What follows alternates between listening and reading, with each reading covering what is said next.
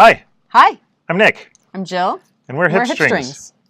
So this is episode 12, and good. I should always look up the date before we do this because I've It's made October 10th, 2017. There we go. Thank you. And we just finished Spinzilla, or I say we as if I actually did anything. Did you touch a wheel? I moved yours around. Yeah. You've had more important things to do. Like working on a sweater and failing incredibly. I have more important things to do too. I must apologize, dear viewers. I have failed in what I have stated, but I guess we'll get to that later. Yeah. Because obviously Nick is still working on his sweater. Yeah.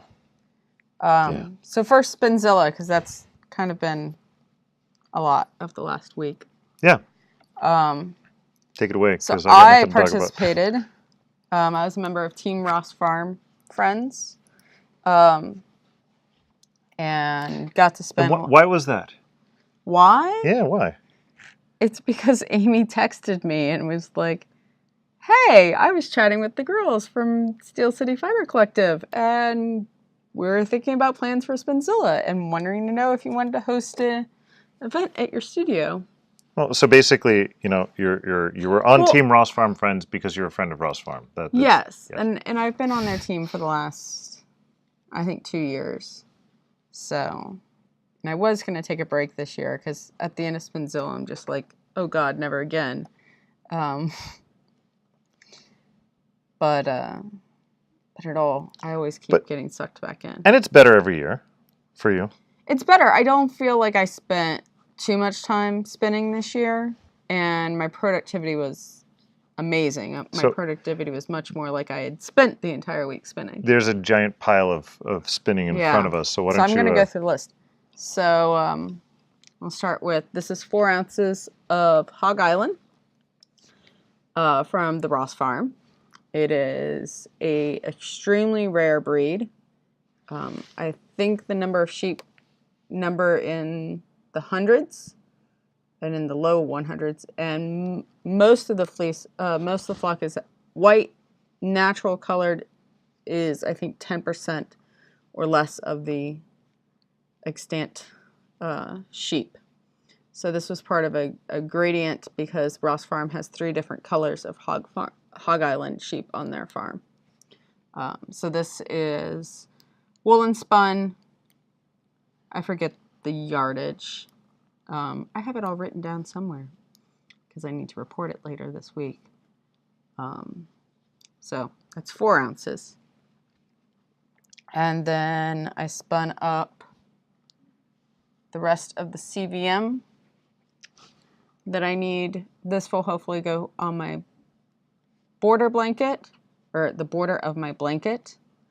And this is about 12 ounces. These are big 6-ounce skeins. This is about 600 yards, I believe, of a traditional 3-ply woolen spun. And I will point out... these are not washed. They're going to pluff. No, not only that, but the fact, they got little bits of things in them. Like there's actually some veg matter in there, and that's not from the spinning. That's because we have bunnies and they put veg matter everywhere. So that's kind of funny. Mm-hmm.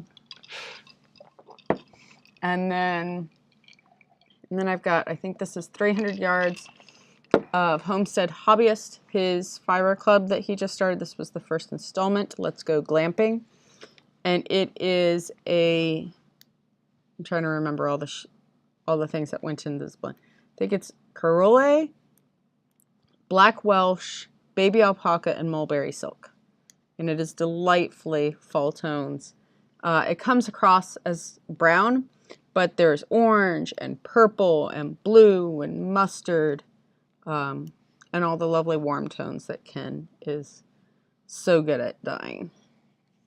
So that will probably become a hat. That is 2-ply. I think semi-worsted. And then those are all the big skeins. And we got some tools for telling you that, right? What? Whether it's worsted or semi-worsted. Or you're talking about the spin type? Spin type. Oh, okay. And then I spun up samples of a whole bunch of new blends. for the shop. So we'll see who is quicker. If I am faster at getting these washed and photographed with their fiber and put on the website, or Nick is faster at getting this podcast edited. Oh. It's a race. Oh. But this should be in the shop very soon.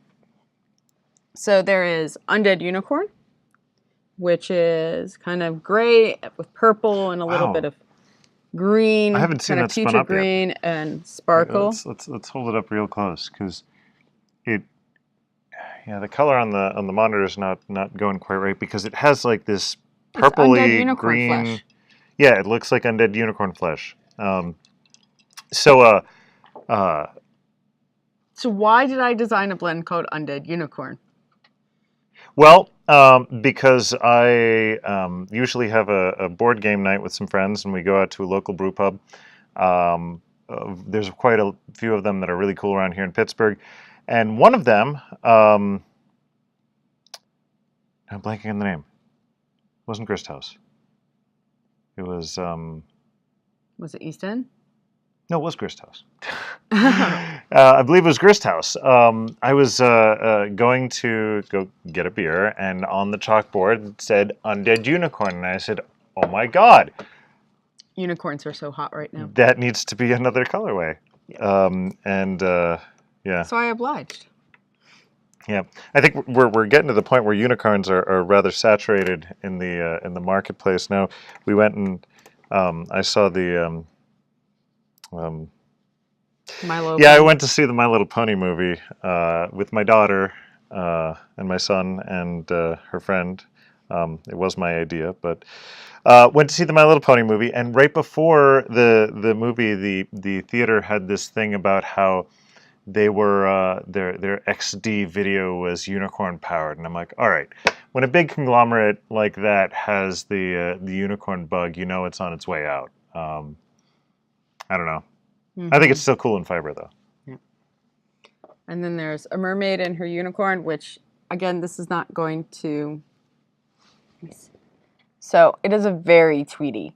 And it is very Tweety on purpose because it is inspired by this bag, the mermaid and her unicorn. And... This has been a challenge because these are lots of colors that want to turn to mud. But it is a really interesting tweed. It is a challenge that you've succeeded. Purple and green. It's gone through a couple of revisions before getting to this point. But if you like complex neutrals, this is a blend for you. And this is a Merino Tussa Flax blend. And then... This is Coney Island. This is a 2-ply spun from the fold for maximum color separation. If it looks somewhat familiar, it's a lot of the same colors from the first version of Warm Woolen Mittens, but this is a merino silk blend this time. And so it gives that great carnival flair with lots of color. Then there's Cocktail Hour, which, if you can't tell, I'm really getting into these complex colors lately. This is actually a revision of Blackberry Vodka Splash from the Cocktail Hour collection. But instead of being a Corriedale Silk BFL blend, this is now a BFL Silk blend. So it's a lot more luxurious. And it's mainly dark purple with a little bit of blue and pops of lime green. It doesn't have as much of the lime green as the other one. It does. Right? Does it? Blackberry Vodka Splash had just one little touch of lime green in it. But it makes it a much more interesting purple. And then this is a new merino silk. This is Supernatural. This was inspired by an art glass installation at the Phipps Conservatory in Pittsburgh. Every year they do a different installation with an art glass artist. And this year's exhibit is called Supernatural, therefore the name of the blend. Mm-hmm. And what what it was is a glass artist who did kind of larger than life versions of different plants. And so this is actually from the art glass representation of pitcher plants that is in the Serpentine room.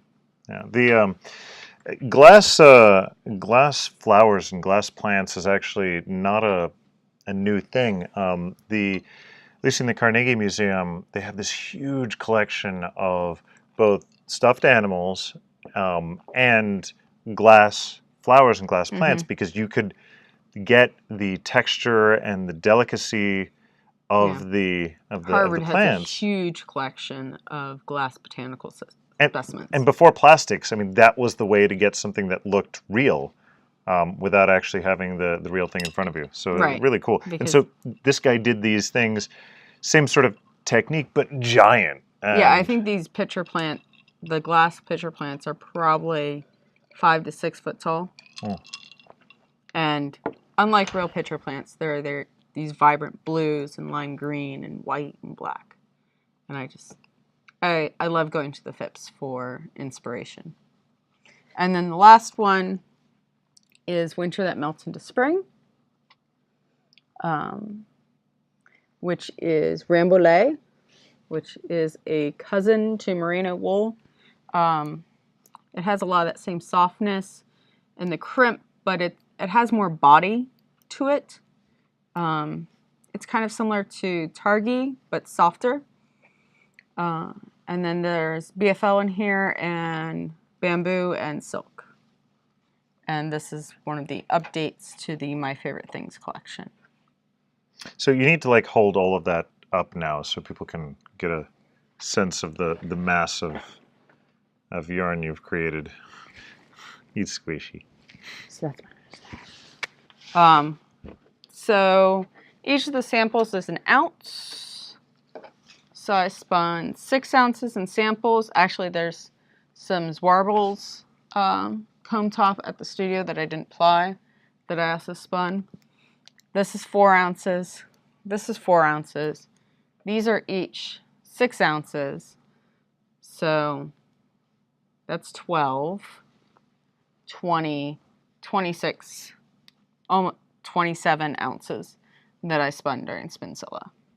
And you said you weren't even going full out. How does that compare to last year? Do you know? Do you remember? I think it's similar to last year. Nice. It's definitely more than my first Spinzilla, where I was spinning a lot more. Almost all of these were either spun on my flat iron or my Suzy Pro. Most of it was spun on the flat iron. The Hog Island and the CVM was all spun on the flat iron. And that's a new wheel you didn't have last year. So do you think your increased productivity was because of the wheel? Yes. Or? That was definitely it, because the flat iron, all of this was spun at the highest speed on the flat iron, which is, I think, around 30 to 1, maybe 29 to 1. And versus the other wheels I primarily used for Spinzilla last year was my Suzy, which on the regular flyer, I wasn't using the high-speed flyer on the Suzy. At that time is like a 21 or 22 to 1. And so it makes a big difference. And there were days that I barely spun half an ounce because I was planning. I was doing a whole bunch of other stuff at the same time as Spinzilla. Because life. So we'd like to hear about how all of you did during Spinzilla, if you did anything. Yeah, so post stuff in the comments or on the Ravelry What group. was kind of jaw-dropping was it seemed like most of the people spinning on Team Ross Farm were spinning some Hipstrings.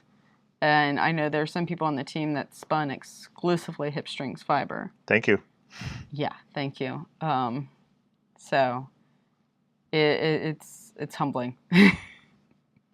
So I know a lot of people work down their Hipstring stash, which some people have already remedied, and I hope other people are going to remedy soon once I get these new blends actually online. So do I get to talk about what I've done now? Yes.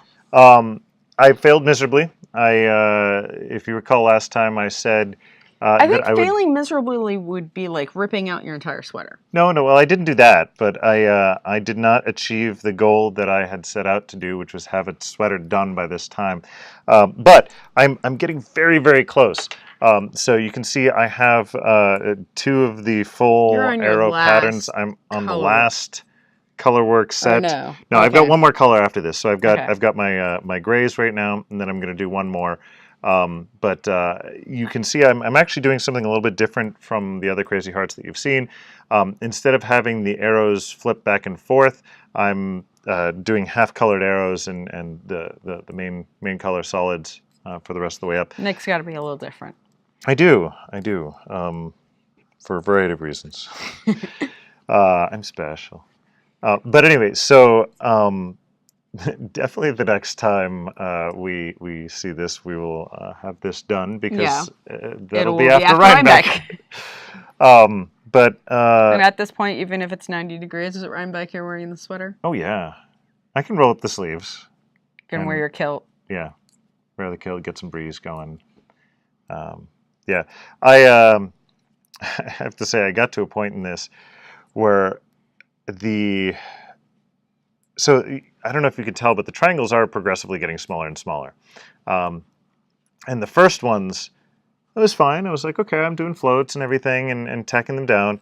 And then I just got to a point where I'm like, oh God, when is this going to end? And I'm so happy right now because I've gotten to the point where I can just say, screw it, no more tacking floats. I'm just going to just switch back and forth. So now the only thing I have to deal with is twisting, tangling yarn. Yeah. Which, okay. So I think I'm only about 3 rows behind you on my sweater. Yeah. So now you can see a little bit more of my yoke, which is a little bit more crazy colored. You know, when you first said these are the colors we're going to do, I said it's going to look terrible, but you're Jill, so you can make it work. I one, like, I made one change at kind of last minute. But it's awesome because you get this sort of gradient going. I'm in complete awe. And the last, so right now is a bright green triangle, and the very last triangle is going to be the oatmeal bear color. So yes, it is definitely a gradient in value in the yoke. And it uses colors from everybody else's in the family sweaters. So there's Nick's sweater and Adrian's sweater, and this will be Gab's sweater, which we actually knit her yoke. And Nick's sweater, as well as Chris's sweater. The green is in Chris's sweater, and the bone is Chris's sweater. So sweet. Mm-hmm. I can't wait. I love it. And you have 2 other things to show off. Or one thing you're working on right now to show off, right? So what I'm working on right now is my Winnie shawl by Sarah Jordan. Because it has these cool little short row blips. This is in my yarn sabbatical, which is a sport weight merino cotton flax silk blend. So I'm all about unique blends, even in my yarns. And this is just, it is so squishy and lovely. You said that's your backup in case it's too hot. This is my backup in case it's too hot at Rhinebeck to wear a colorwork sweater, because I got burned last year. And I'm very close to the end of this. So I'm hoping I can finish both my sweater and the shawl before Rhinebeck. I'm sure. And we may not be able to block the sweater until we get to the hotel, but or not the sweater, but the shawl. And then, Nick said I had another FO. This is a weaving FO, guys. These don't happen that often. Right, how old is it? I think I warped this sometime early this summer. Okay, that's not bad. I had cut off part of the warp because I had to get some things out to people for a swap, and this is the rest. And this is actually going to be the last warp on my baby wolf. My reward to myself for years of hard work after Shenandoah was to buy a new Louette David loom, which is an 8 harness, 37-inch weaving width loom. So it is a little bit of an upgrade from my baby wolf, and so my baby wolf will hopefully find a new home soon. So what is fun about this, so this is just a natural 8-2 warp, I think set at 24 ends per inch in a rose path draft. But what's cool about this is that a whole bunch of this weaving is with hand spun weft. So this is hand spun weft that I had dyed, some of my very first hand dyed cotton before I had the shop, and then weaving with some plied, hand dyed in the middle. The solid is just a commercial 8-2. And then I started experimenting with weaving with cotton singles. Ooh. And this has just such lovely drape to it. And then this last little bit is also cotton singles. So this has not been washed. It just came off the loom today. If you check out my Instagram, I have a video of me pulling this off the loom. Oh, really? Yeah. So it'll get washed. I'm really excited to see how the cotton singles act in a finished cloth, because if it goes well, I am going to be spinning all the singles and weaving with them, because so I have a Bosworth attaché Sharka, and at Maryland Sheep and Wool I got their shuttle that accepts the Sharka spindles, so I can go straight from the Sharka to the loom. And then just generally, not having to ply would be awesome. And just, I have another finished piece that's with hand spun weft that's plied, and I absolutely adore it compared to commercial, and it makes me want to spin all the cotton and all the infinite time I have. Okay, and that's what we've been up to. Yeah. So now Jill wants to introduce a new section called Totally Biased Review. Are we going to start doing that now? Yes. So the concept is that we're going to talk about stuff that we carry in the studio, and anything we carry in the studio is something that we love. So not everything in the studio is necessarily things that we've made, but sometimes we include other things that we don't have the time to make, or somebody else does it better. And but this time we've got something that we make. But this time we've got something we make. So and in the future we'll talk about books and some other products. And the whole Totally Biased is that you already know that we love it because it's something that we carry. And in this case, it's Totally Biased. I sell things that I love. I design things that I love. And if I don't love it, I'm not going to sell it. So what we're talking about this time is our new what? Micro and macro. Micro and macro. Mm-hmm. Okay, this is confusing to me because at work we do micro arcs and macro arcs, or major arcs, or okay. So we've got micro and macro. These are our new control cards, and we will have some. That focus is going terrible. We'll have some better pictures to put up. So once again, we will see who's faster. If I can get these photographed and in the online shop faster than Nick can edit the video. So the the concept for these came about actually first because someone was asking for, or someone was first asking for a finer one. Oh, really? That happened first? Okay. Yes. Because our precise control card goes down to what? I think it's 40 reps per inch. Yeah. And I had requests from people who really are on the like cobweb spinning spectrum that they wanted something that did finer. And so that was this. So this goes from wraps per inch of 20 to 80 with the lines. So we have 20, 22, 24, 32, 36, 38, 40, 44. No, we changed this from this version. Yeah, this is not the final one, but It looks basically the same. It's basically the You'll same. We see- did some tweaking. But one of the key factors you'll see here is the gap is much smaller, so you don't So have it's a to half do inch notch. 160 reps like you'd have would to have do to with do our normal 40. one, right? And you can kind of tell the difference between the lines. That's what we did the tweaking on.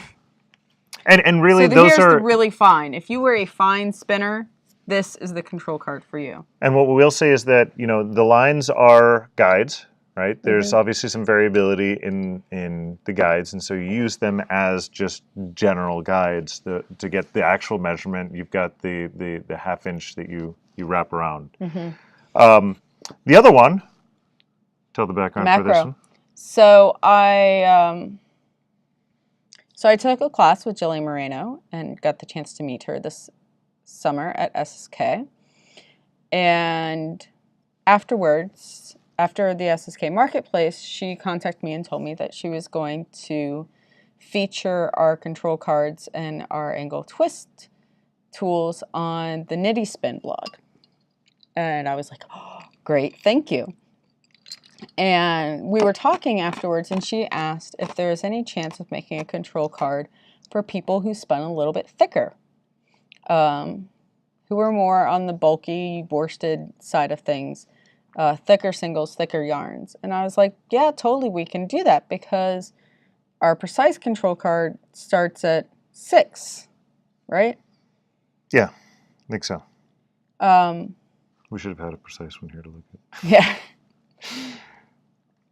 But so we wanted something that goes a little bit fatter, that has the guides. And at that point, it's okay for us to, keep it at the 2-inch because you can wrap the yarn around 4 times. I think that's great. Yeah. But we also have the big guide, so you can tell if you're 2 wraps per inch or 4 or 5 or 6 or whatever, and we go down to 18. So really, with the two of these combined, you have a fantastic range from 2 to 80 that you can get the initial if you're guide spinning fatter than 2 wraps per inch, you're probably not really worried about gauge. Yeah. Yeah. But then, so this combines with our precise control card to get a suite of ones for what you like to spin. I mean, or if you have a particular wheel that likes to spin thin, or you have a wheel that you use to spin thick. All of these have handy hanging spots. Where you can just hang it on a hook that's already there, or you can attach a loop or something to it. Retractable keychain. Retractable keychain works very well. Only on this one not so much because of the hole. But I guess you could use a keychain loop or something.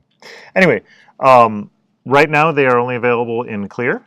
Yes. But they are... We'll be adding colors as we have the chance to. Yep. And they will be up on the website sometime in the next week. They're going to be the same price as our precise control card, and we think they're awesome. We tried really hard to both give them their own unique design, but that they worked well with the precise control card, so they do feel like a trio of cards. Mm-hmm. And in case you're wondering, well, what do you use these for? So these are control cards, and the special thing about ours is we have the guides that give you a chance to quickly assess what your wraps per inch is without having to wrap your yarn within a notch and try to figure out, if you're wrapping it too close together or far apart. You don't want to stop in the middle of your spinning to wrap something around 40 times. So these are a quick check to estimate what your wraps per inch is. And why you would be interested in doing that is wraps per inch gives you an idea, along with some other characteristics, of what weight your yarn is, or to try to be consistent when you're spinning singles. So personally for me, like our precise control card, I'll use it if I'm trying to get to a certain weight or just a certain consistency over a spin. If I'm doing like a big sweater spin or if it's the beginning of a spin versus the end of a spin, and I want to make sure that I'm still spinning my singles, or if I've walked away from a project for a while and I want to make sure that I'm still being consistent. These are a quick way to check the consistency of your spinning. Yep. There are some basic guidelines as to spinning singles for a certain wraps French when it's plied. I'm not... So the guideline is that your wraps per inch of a 2-ply will be 1.5 times your wraps per inch of your singles, and that the wraps per inch of a 3-ply will be 2 times the wraps per inch of your singles. But it's very, very much just a guideline, and the problem with trying to do that is that yarn, after it's plied, after it's washed, after it's finished, tends to fluff up. It's going to fluff. Yeah. What your angle of twist is going to affect your wraps per inch and the density of your yarn. So I personally think sampling is a lot more important than a quick guideline like that, but it can get you in the ballpark. Yeah, it's a good place to start. Obviously, the best way to do it is to try it out and learn for yourself. The other trick that I like to do is, obviously, when you're spinning, if you let it fold back on itself, that's a very good indication of what the 2-ply will give you, plus a little bit for fluffing. Again, none of us are machine spinners, right? Right. So we not as if you really want to be precise, sample. Yeah. And then you know what you've done, and then you can replicate what you've done before. So,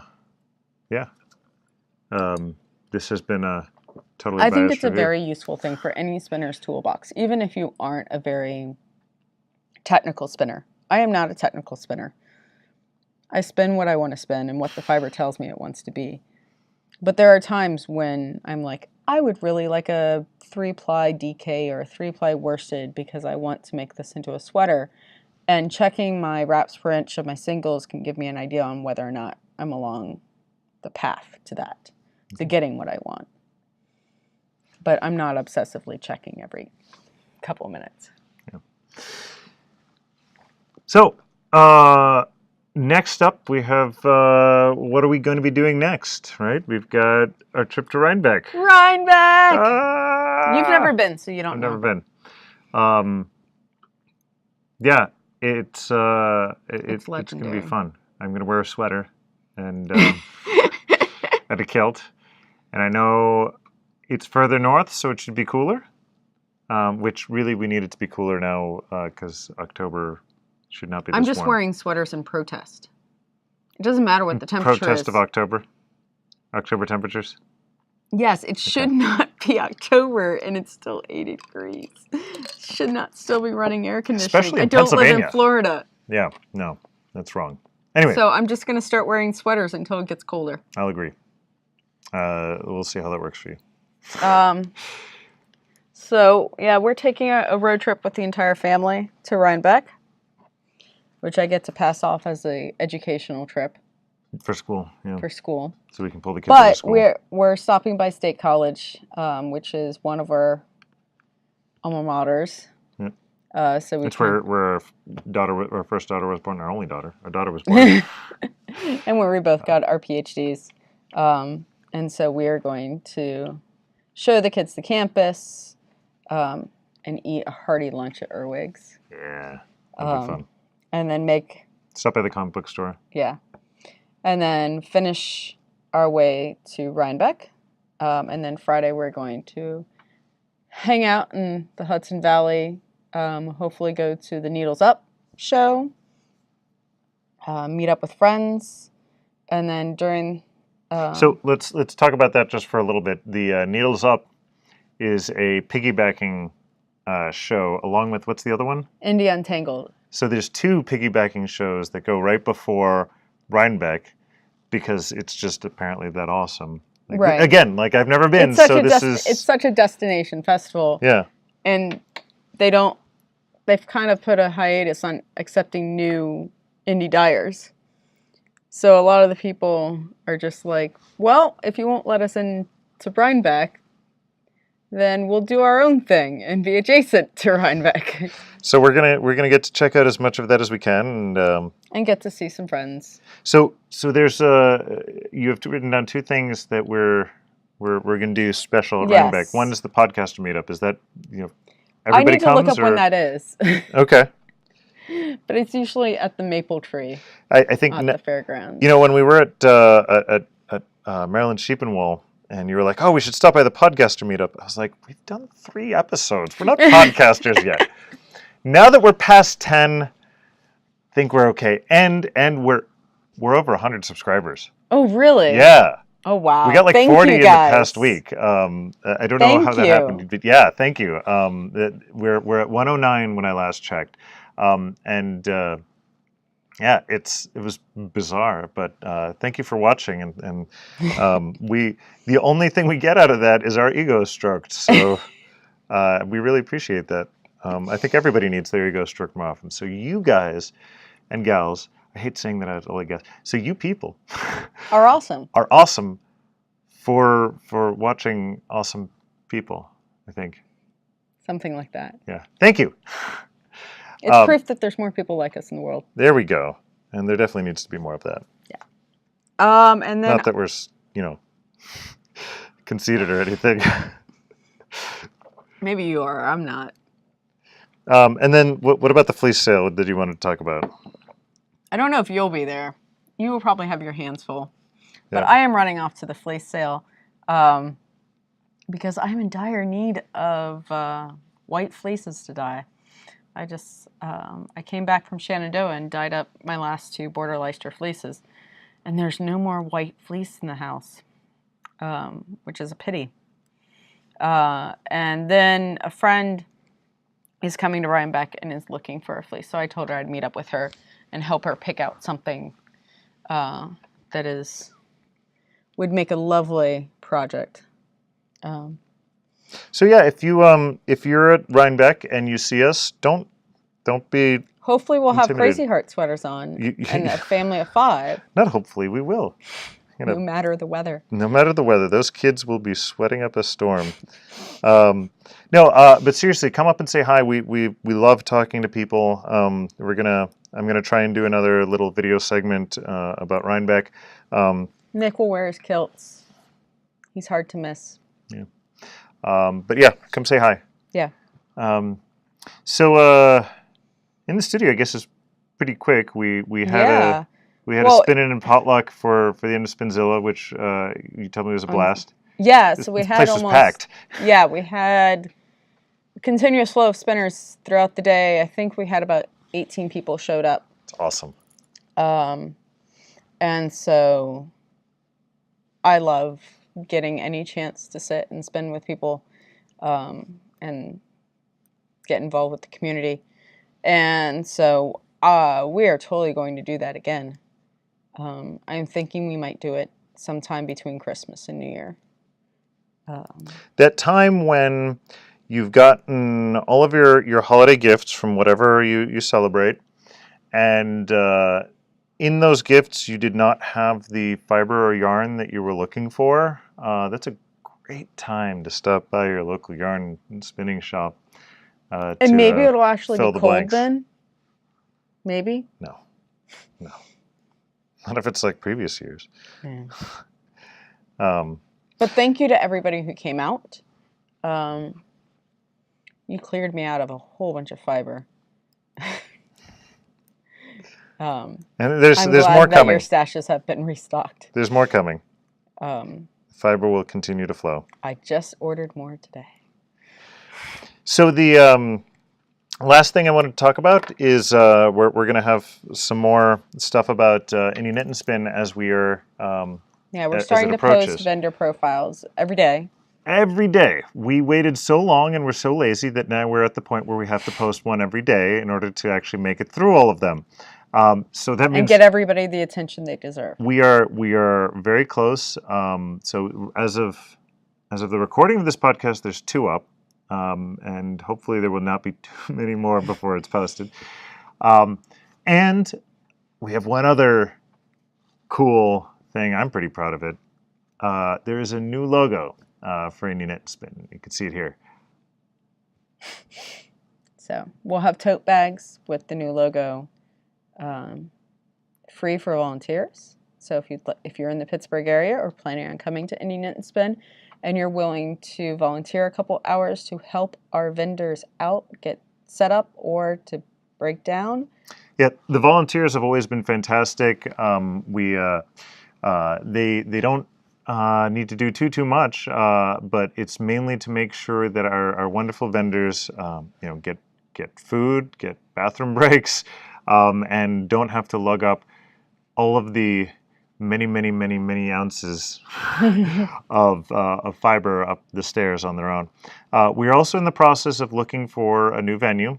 We checked out a venue this past week for changing up the space. Yep. And if you are in the Pittsburgh area and know of any potential unique venues, we're trying very hard to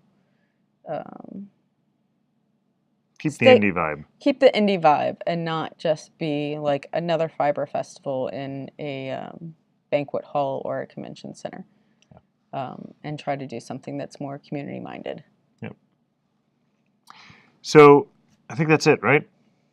I think so.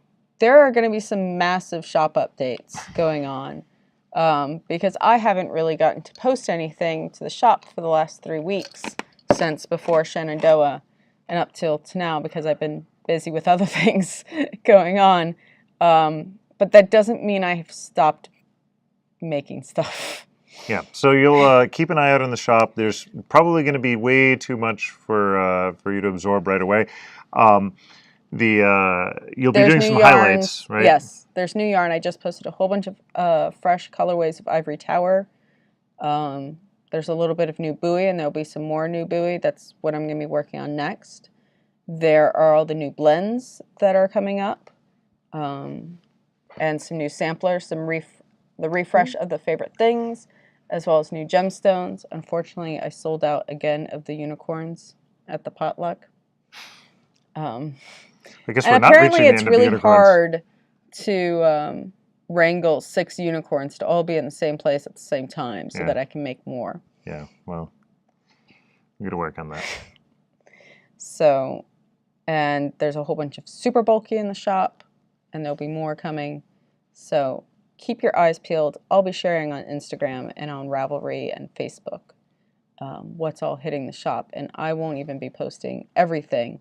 The easiest thing to do is to visit the recent updates link on the website. All right. Thank you very much, everyone. And thank you. Have an excellent 2 weeks. See you then. See ya.